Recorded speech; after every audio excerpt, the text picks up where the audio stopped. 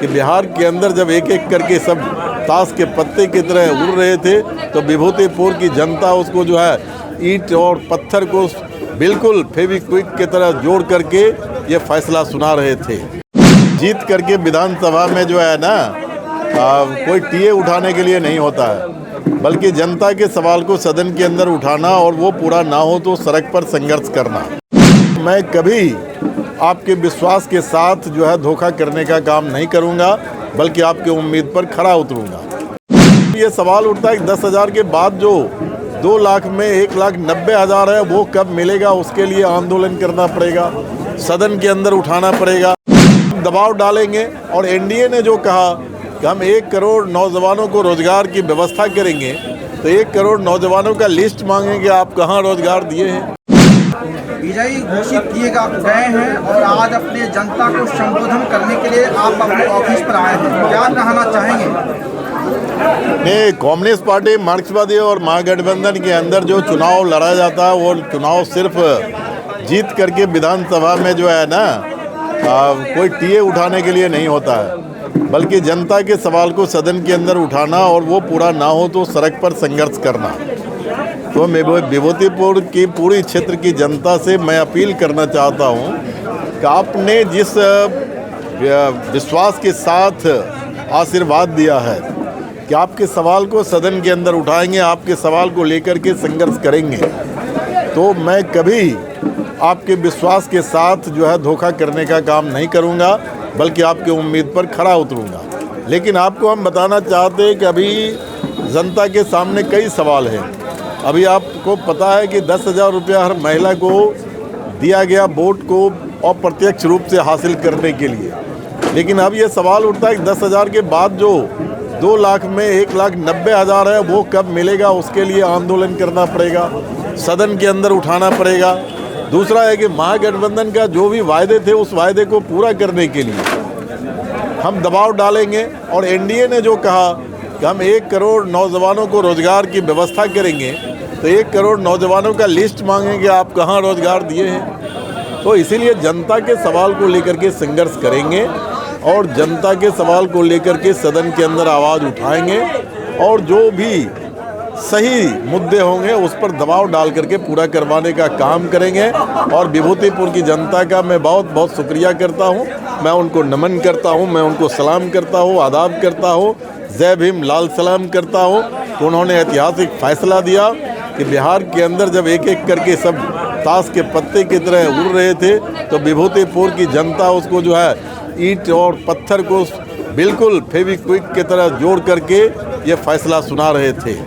मैं सबका आभार व्यक्त करता हूँ। पूरे बिहार में महागठबंधन के कहीं न कहीं जिस उम्मीद से आशा भरी निगाहें से देख रहे थे, कहाँ चूक हो गई जिस कारण से महागठबंधन धराशायी हो गई? ये तो पटना में जब बैठेंगे कि कहाँ चूक हुई उस पर डिटेल चर्चा होगी, तब कहना ज़्यादा बेहतर होगा। अभी कुछ भी पहले कहना जो है वो सही नहीं होगा। पटना की मीटिंग के बाद हम बता पाएंगे। क्या आपको ईवीएम पर भी संदेह है या सरकारी तंत्र जो है कहीं न कहीं जो तेजस्वी यादव जी आरोप लगा रहे थे देश के गृह मंत्री माननीय अमित शाह जी पर, क्या उनका भी खेला बेला इसमें हुआ है? आप तो प्रेस के लोग हैं, आपको पता है ना कि ईवीएम का जो कंट्रोल रूम था, जहाँ पर स्ट्रांग रूम था, उसके सीसीटीवी कैमरे को 30 मिनट के लिए बंद कर दिया गया था। तो बंद क्यों किया गया, इसका जवाब अभी तक प्रशासन ने नहीं दिया। बंद किसने किया, इसका जवाब नहीं दिया। इसका जिम्मेदार कौन है, ये जवाब नहीं दिया। और बंद करने का मकसद क्या था। दूसरी बात है कि वीवीपैट कैसे जो है बाहर में जो है बिखरे हुए मिले, ये सब संदेह को बढ़ाता है। इसलिए कोई भी महागठबंधन जो संदेह कर रहा था वो गलत नहीं था, बल्कि उसको ये पुष्ट करता है।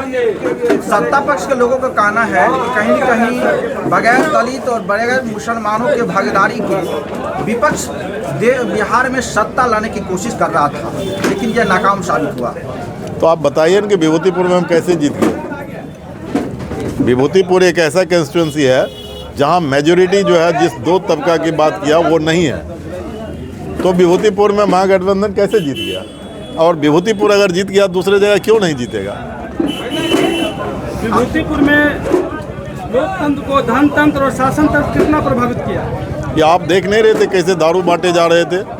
हमारे पास सीसीटीवी का फुटेज है, एक उम्मीदवार जो है न पैसे लेकर के वो बांट रहे हैं, पैसे किसी के घर पर पहुंचा रहे हैं। अगर किसी को कहना है तो मैं चुनौती देकर के कह रहा हूँ कि वो सीसीटीवी फुटेज हम सार्वजनिक कर सकते हैं, उसका पूरा प्रमाण है।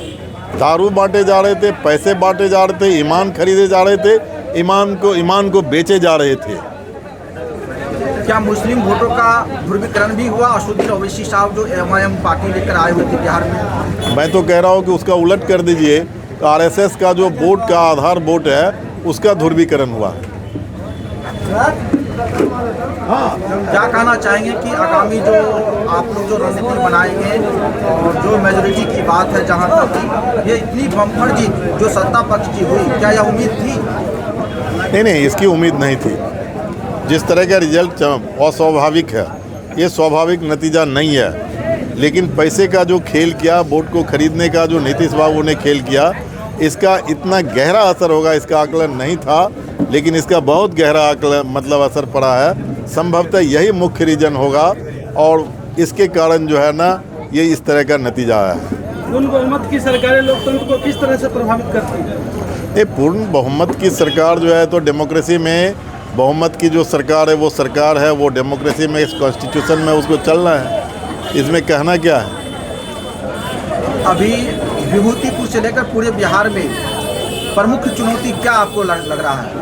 प्रमुख चुनौती है मोदी का झूठ बोलना, मोदी के जुमलेबाजी का मुकाबला करना, मोदी का जाल फरेबी से बिहार की जनता को बचाना।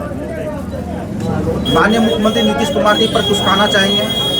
अभी उसके बारे में कुछ कहना क्या ज़रूरत है, वो तो अभी जीते हुए हैं। वो बने बनाए, मेरी शुभकामना है। सरकार क्या संदेश देंगे अपने विभूतिपुर वासियों को? विभूतिपुर वासी को मैं सलाम करता हूं, उन्होंने बहुत ही निर्णायक फैसला लिया। पिछली बार जितना वोट हमें दिया था, आशीर्वाद दिया था, उसमें 10,000 और ज़्यादा बढ़ा करके दिया है। ये मेरे लिए सबसे बड़ी पूंजी है। विभूतिपुर की एक एक मतदाता दोबारा मेरे ऊपर विश्वास किया और अपनी आवाज़ को सदन के अंदर उठाने का निर्देश दिया है। इसलिए विभूतिपुर की जनता का हर फैसला सराखों पर। धन्यवाद।